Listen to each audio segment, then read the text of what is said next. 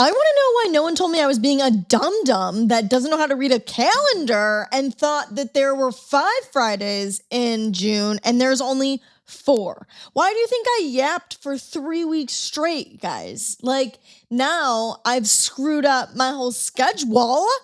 And I was supposed to do Confessions of a Wellish Listener last Friday, and today we were supposed to be talking about hates and favorites. So now I'm sitting here juggling with how to handle this screw up, and I hate it, okay? But I've decided that I'm going to do Confessions of a Wellish Listener today because you guys, more than anything, are the most important to me, and you spend all month sending me your confessions, and who am I to just blatantly ignore that? I would never do that to you. So we're going to talk about them. You guys send your confessions into me and we work together to try to sort them out a little bit, try to make a little sense of them and normalize these totally normal human experiences that we all have because we're not perfect machines that get everything absolutely right. And this month's confessions kind of surprised me because we're talking about a huge variety of topics, from relationships to an eating disorder to breaking your phone, perfectionism, healing, but all of them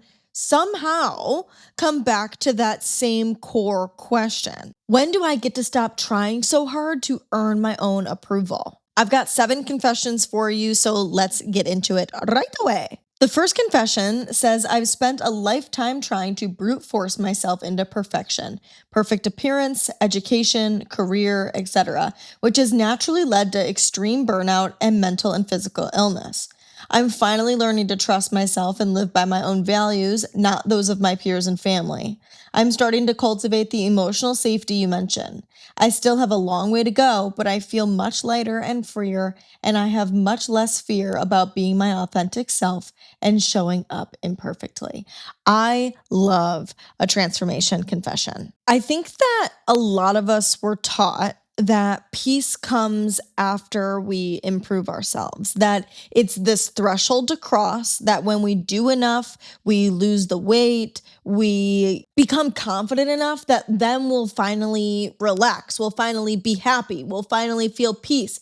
And it sounds silly saying it out loud because intellectually we know that we have to be able to feel it on the inside, like that we know we're saying, I won't have X outcome until I accomplish X. Like we know that we're not going to feel good about ourselves, even if we line everything up externally. At least I hope we know that. I feel like we've covered that. That's a basic, that you have to heal from the inside. It's not the external world that's going to make you happy and feel good. But what this confession made me think more than anything is how interesting it is that it seems to be backwards. And what I mean by that is that maybe peace isn't the reward that you get for growth. Maybe peace and having a peaceful environment and being a self-compassionate, safe place for you to come home to, and creating aligned relationships that you feel you can be yourself with, and creating a space like your home that is clean and feels good to be in, and you work a job that makes you feel fulfilled. Like maybe creating a peaceful environment by taking care of the basics, doing basic self-care for yourself is actually what creates the environment for you to grow in. That you can't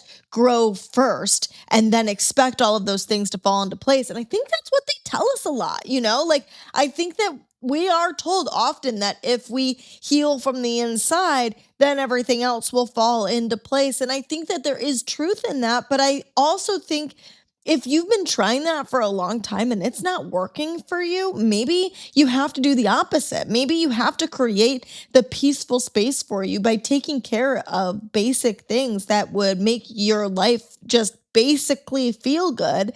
And then you'll actually have the emotional safety to grow. Let that growth be whatever it is. If it is you wanting to achieve a fitness goal, you have to create the space that you feel capable of doing that. You have to sign up for a gym that's easy access and create a schedule that's going to actually allow you to do it. You have to create cues that will get you to build that habit. You have to fill your pantry with food that's good for you. You have to have a water bottle that you can easily take places and doesn't feel like you're lugging this thing around and you just like are lazy and don't want to take care of it. Maybe you need water flavoring so that you actually care to drink the water. Maybe you need to put sleep timers and shit on your phone, focus modes on your phone so that your phone shuts off and you actually go to sleep at a certain point. But again, you have to create the environment and then you can actually start to lose the weight compared to, or reach whatever fitness goal you're trying to reach, compared to trying to reach the fitness goal, and then your lifestyle will follow suit. The same goes for if your growth comes from a place of wanting to be confident. Maybe you need to create an environment that you're surrounded by people that make you feel good compared to people that you feel put you down. Maybe you need to go in spaces first that you do feel confident so you can experience that emotion and then you can carry that emotion through the rest of your life.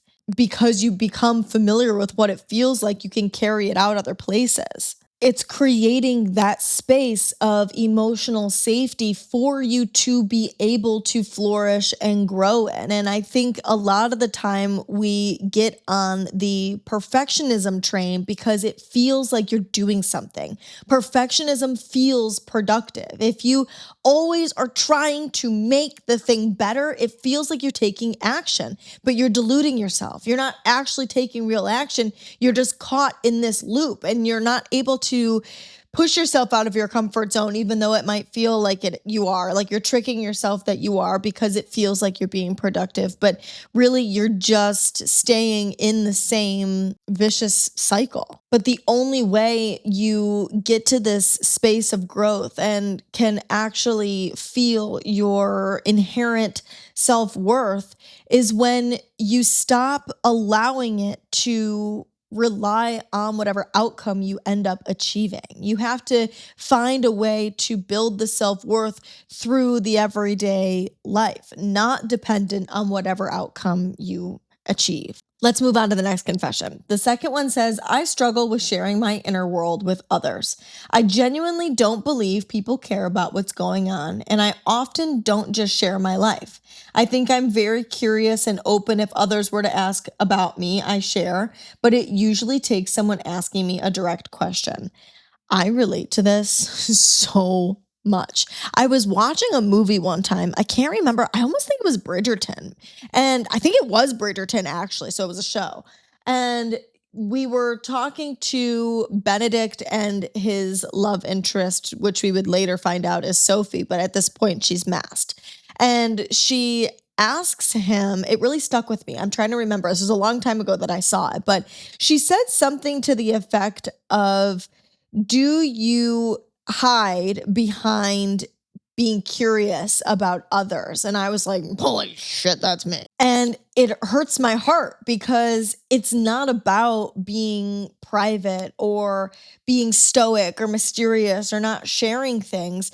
It's about fear of vulnerability. It's about fear of perception. It's about fear of being judged and not wanting to share it until someone directly asks you a question about it. Because again, I totally relate to that I'm obviously an open book. I'll tell you whatever.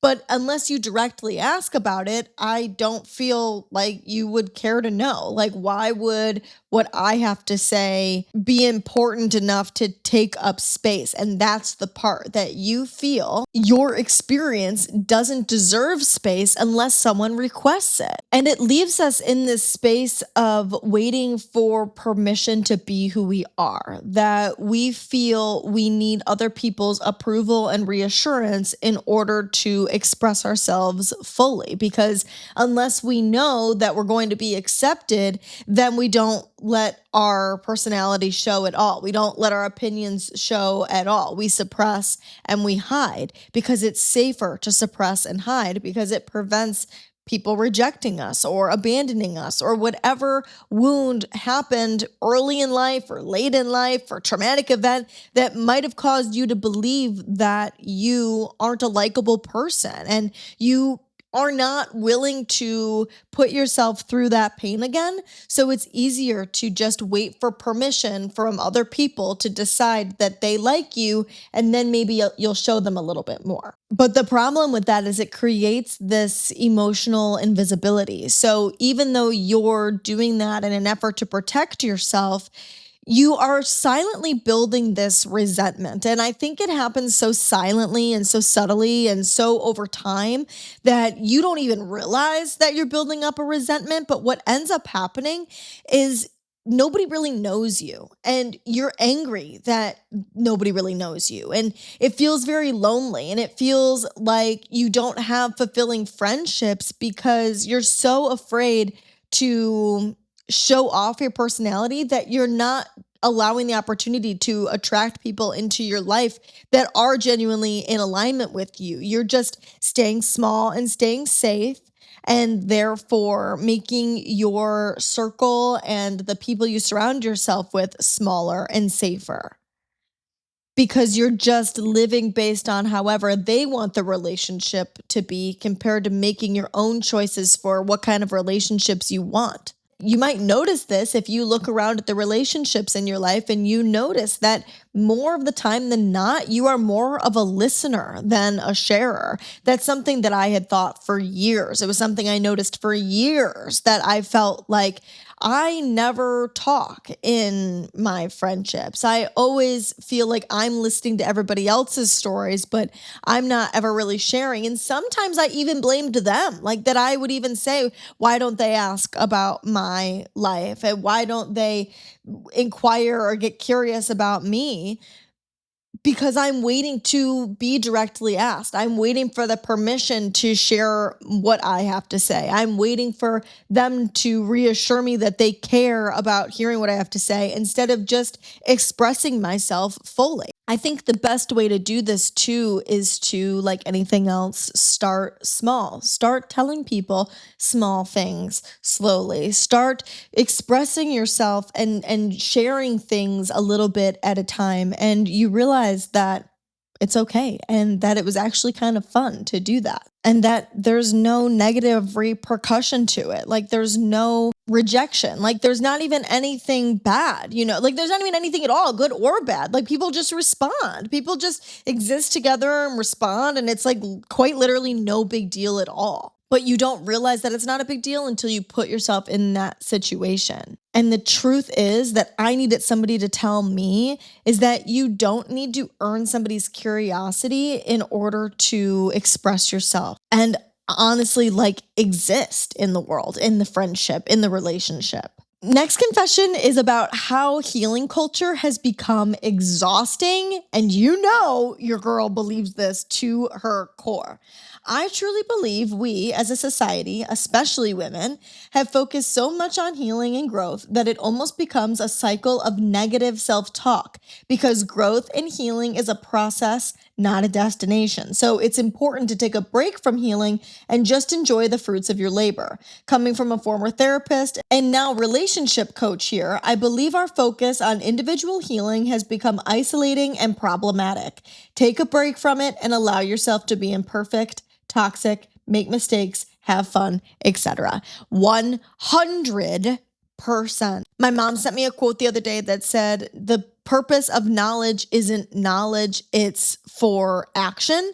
And that is exactly what she just summed up. Because somewhere along the way, healing became another thing to be good at. It became another thing to be productive about. It became another performance. Like if you're healed enough, then you're good enough. If you are healed enough, then you're better than other people who aren't. That we have this cancel culture and we have this very a big awareness and knowledge about people that treat other people like shit, or the language that we're supposed to use to talk to people. I mean, I'm watching Love Island, and I think most of you are too, that we see the way that they talk. It's like the way you're supposed to talk if you're a healed person. You're saying the things that you're supposed to say as a healed person.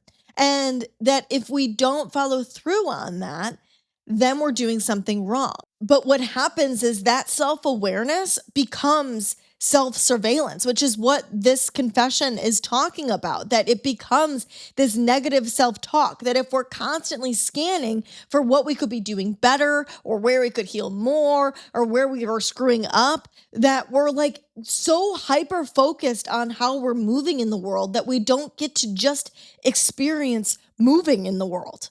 And because we're scanning for wounds so that we can fix these wounds. But by scanning for the wounds, we're so focused on the wounds, and we're focused on what's wrong with us, and we're focused on what makes us feel bad. And what have we been yapping about the last couple weeks?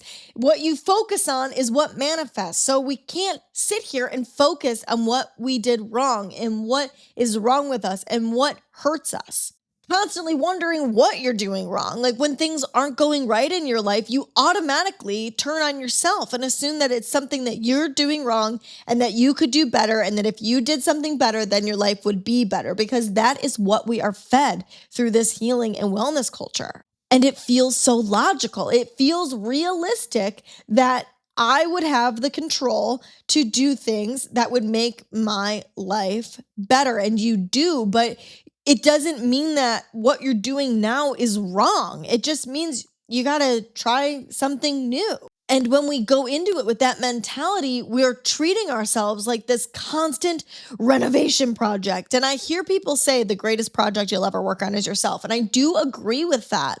But at the same time, if we're treating ourselves like we're this project to fix rather than a project to enjoy and be fascinated by, it has this air of feeling like there's something wrong with us. I, of course, don't think that the answer to this is to stop growing and stop healing, especially I obviously love this kind of stuff. So I'm always going to be an advocate for growth and healing and learning, especially for the freaking weirdos that don't do it and they cause terror and havoc on the rest of us who are doing our best. But I do think it's to stop believing that growth is your full-time identity, that you've made self-improvement your full-time identity, that you've made this healing lifestyle who you are, that it shouldn't be who you are. It should be tools that you use to amplify who you are. Kind of like makeup, if you are somebody that wears makeup. Like your makeup is supposed to enhance your natural beauty compared to change who you are completely. Sometimes it's fun to change who you are completely, not against a full beat, but like the point of makeup is to enhance your natural beauty. And so this is kind of the same idea, that the healing and the growth is supposed to enhance your natural goodness, not make up your existence. The next confession is short, sweet, and so relatable. I asked you guys in one of my Instagram polls, what's something you romanticize? And one of my friends responded and confessed, my ex. And I don't know why I was so fascinated by this. It blew my mind, quite honestly, because when I ask that question, when I think of romanticizing, like I think of big life things, big ideas. And it was like, oh my God, duh, like you romanticize your ex. And that is so real. It's so what we do. Our brains are incredible editors. That is why when you are thinking about a green car, you will immediately start seeing green cars everywhere. That's why when you focus on the good is what manifests. When you focus on all of the negative, that's what you're noticing constantly. When you think people don't like you, your brain picks out examples of how people don't like you. And this is no different. When you have a relationship that isn't there anymore, your brain wants to pick out the highlight reels. It's not replaying the relationship in its entirety. When I first started my YouTube channel, my senior year of high school, I used to do success stories that I would go around and interview people about their success stories. And one of the women that I spoke to was talking about leaving a toxic relationship. And she gave me this incredible tool that I think about to this day, that when a relationship ends, she creates a list of all of the things that she hates about them so that when she starts romanticizing the ex, she can go back through and read that list. So anytime you feel that nostalgia and you're thinking about the good things that you guys did together and the fun places you went and the restaurants that you went to and how you guys were friends. I don't understand how this has happened. That you can read back through that list and remember all of the reasons that that person isn't good for you. Or maybe you're starting to feel lonely if you're single and you wish that you were with that person again because it was nice to have compatibility and have that friendship. And you start remembering all the good times that you weren't lonely because you were with that person. You can read back through this list. I think we end up romanticizing our ex because we miss familiarity more than the compatibility that we had with them. I heard something one time right when I went through my worst breakup that said, you don't miss them, you miss the version of you that you were when you were with them. And when you think about it deeply, it is so true. I do miss the version of myself that was naive and believed that things worked out and that if I worked hard enough in a relationship that it would be what I fantasized it to be, instead of facing the music and facing the reality of the situation and being honest about what it really was. I just wanted to rely on the fantasy that I had in my head. And I miss that naive version of me that could live in that fairy tale land. But would I rather be that person? No, I'd rather be a person that lives in reality and actually has aligned relationships, but that doesn't negate the fact that you do miss that old version. You do miss the familiarity because that person was around and you were so used to that and we're so primed for being in our comfort zone that it feels good to think about the comfort zone compared to actually realizing that you weren't compatible with that person. And so creating that list and remembering not the highlight reels, not just replaying the good things really helps you come back to that reality and realize that this is actually a really good thing. And it causes you to not romanticize them so much. And the truth is, you can miss someone. You can miss a situation. You can miss who you were when you were with them. You can miss a lifestyle or a restaurant or activities, and it still be the right thing to not be with that person. The next confession also came from that same Instagram prompt that said, what's something you know isn't good for you, but you still romanticize? And I really appreciate this person's incredible honesty here. They said, my eating disorder, dot, dot, dot, sometimes. Like, I'll romanticize the weight loss, but omit the side effects. That take fascinates me because that is the root of eating disorders. That is what leads us on a grand scale. I mean, there's obviously so many factors that go into it that I am not educated enough to speak on, but it does feel when you have an eating disorder mentality, like you're doing right for you, like you're helping yourself, like you're getting yourself closer to the goal that you want by any means necessary.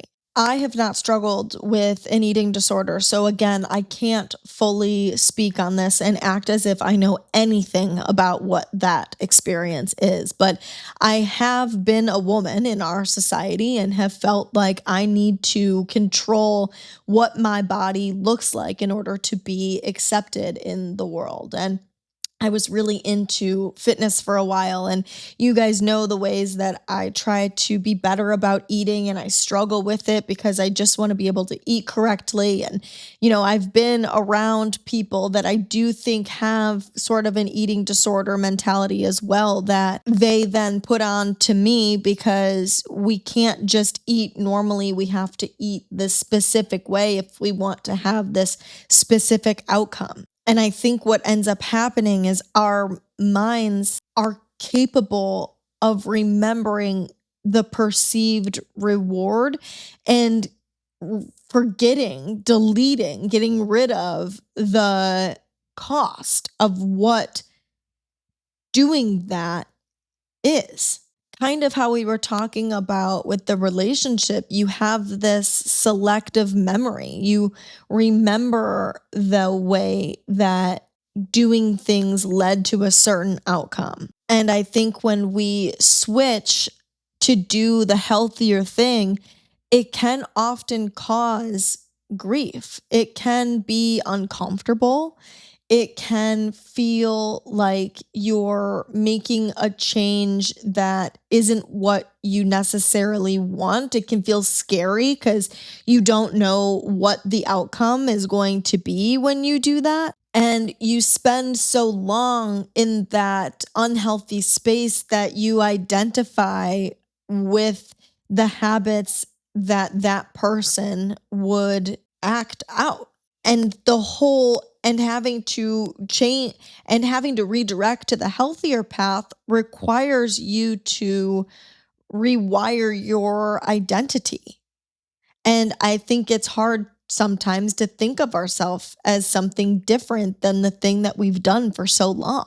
And that's what leads to that grief, is that recovery often includes grieving the version of ourselves that believed we could have this certain outcome, that we can achieve what the disorder promised. And really, this relates to most things, that when we let go of the healing identity, like we were talking about earlier, we have to let go of the idea that we have control over our good enoughness, because the truth is we are just good enough right now, exactly as we are. Recovering from a toxic relationship requires grieving the promise that we could get that person to love us, or that we could break the pattern and make them be different than anybody else that we've been with. But the truth is, you don't miss the suffering, you miss what you hoped that suffering would finally give you. This next confession was in response to my video that I published about there being a difference between chemistry and emotional safety, and that it's more important to have emotional safety than chemistry. This person said, "This is a fact. There is a difference between chemistry and safety, but I do feel like there should be a balance. I feel like chemistry is what may start the initial feeling, but it's the safety that makes it last long term. And ironically enough, I feel like that safety can foster more chemistry as well." These are all good points too. I started doing research on relationships after leaving a toxic relationship, and a lot of videos did say it may get boring. And after finding a healthy relationship, I see what they mean. It's not that it's boring, it's being adjusted to having a peaceful relationship, because date nights can help spice things up, as relationships do need to be watered still for it to blossom. Currently not in that relationship, as life took us in different directions, but the difference in chemistry and safety is something I will keep in mind going forward.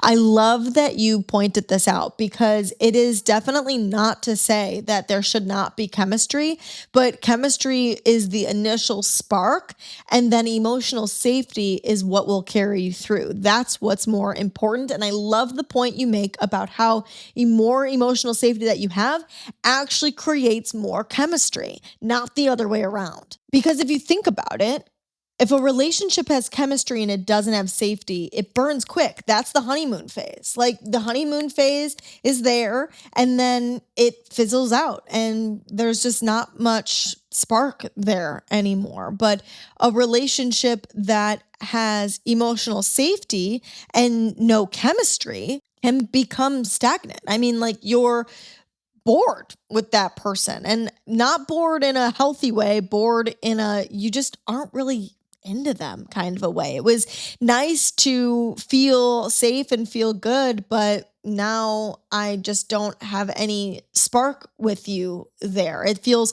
more platonic than anything else. Where healthy relationships build both. You have that emotional safety, but you still feel that chemistry and that pull towards that person. And like this confession said, even more so when you have that emotional safety. And a lot of the time, what this creates is the dynamic that you always are choosing each other. You wake up every morning and you choose each other. That doesn't mean that you are so enthralled with this person every single day, but it means that there's enough chemistry and emotional safety there that you wake up and you choose that person. The last confession for today is about a broken phone. And I love this confession because it's so real world. A lot of the time, I think when we talk about things, we talk about these big ideas and these big wounds and these big dreams and these big goals.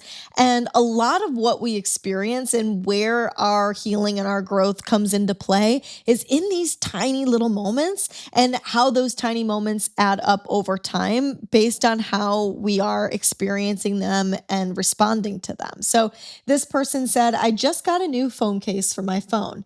A few nights ago, I was startled while walking up to my house, tripped on the concrete, and broke my phone.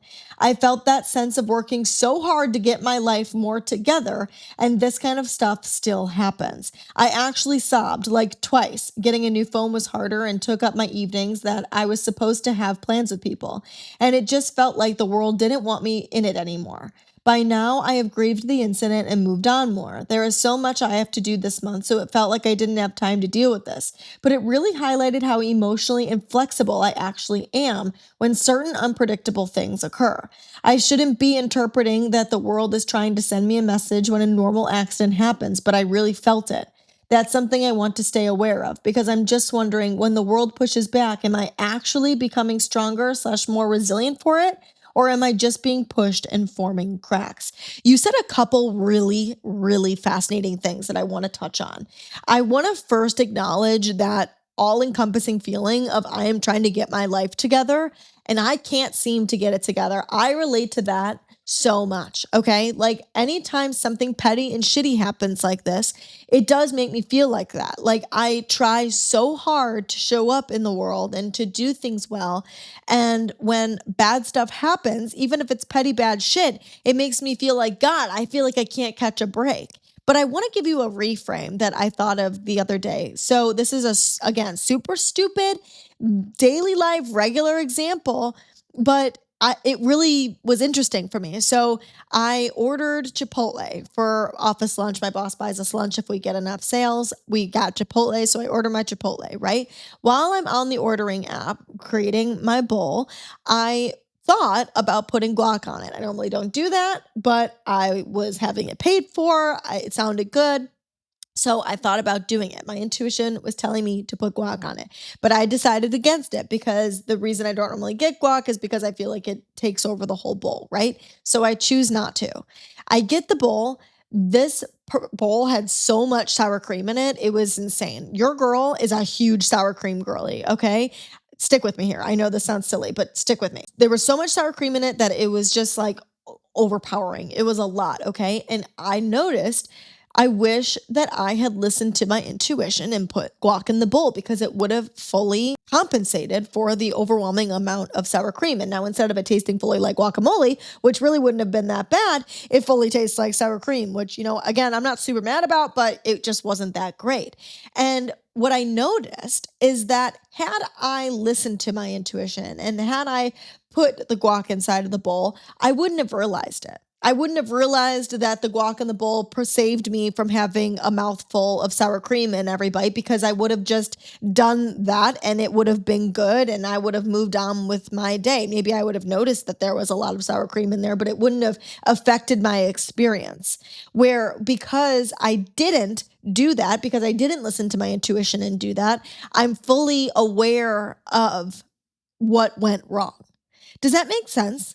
Like, are you understanding what I'm saying? That because we have the thing go wrong is the reason we notice the thing that goes wrong. But when we make the right choices and things are going well, we don't notice it because things are going well. So we don't have to hyper focus on it. And sure, we can sit here and say, focus on the good, focus on the good. And like, that's true. But sometimes we're not even aware of what the good is because we don't have anything bad to compare it against. The other thing I wanted to point out that you say is that it highlighted how emotionally inflexible you are when certain unpredictable things occur.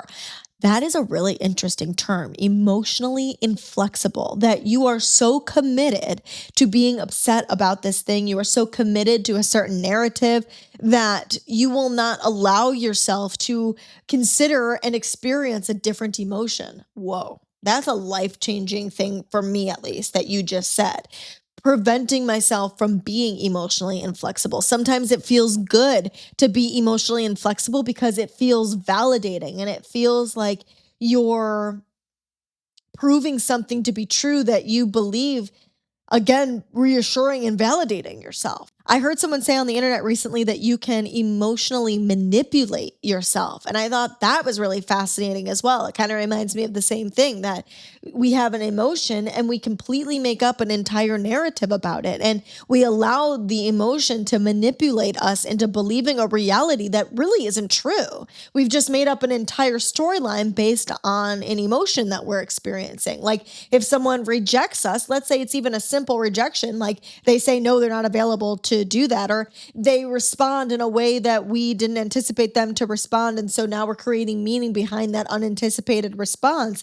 We're creating this entire reality that might not even be what the truth is based on an emotion that we experience. And of course, what this story really highlights for me more than anything else is how little things become so overwhelming when we are so overwhelmed and overstimulated. Every inconvenience becomes evidence. Every mistake becomes a pattern. Every accident becomes a message. It's like our nervous system is trying with all of its might to make sense of the things that are happening. And so it starts to create stories to explain why everything feels so heavy. And I really loved your final question that you said, am I becoming more resilient or am I just forming more cracks? And my answer to that is sometimes resilience isn't about what happens to you and how quickly you get back up after. That is resilience 100%. But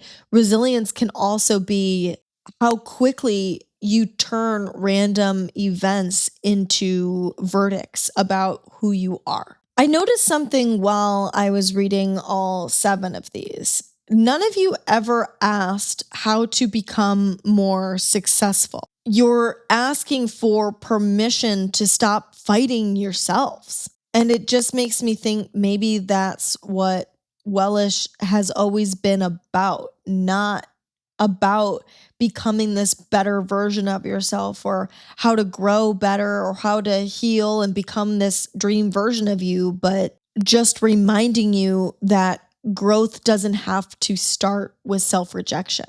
That's it for today's episode. Thank you so much for being here. I'm thinking where I'm at right now is I'm trying to decide if I'm going to give you an extra episode and do my hates and favorites for June, or if I'm just going to do my hates and favorites for June on Monday, since it's the last Monday of the month. I don't know. I'm still workshopping it, but you'll get both. Keep an eye out for that. Come hang out over on social media, Sarah.Rittendale or Wellish Podcast. You can find me on any and all platforms. I'm posting stuff about this all week long. I love you endlessly. I hope you have an incredible, safe, aligned weekend, and I will talk to you very soon. Bye, guys.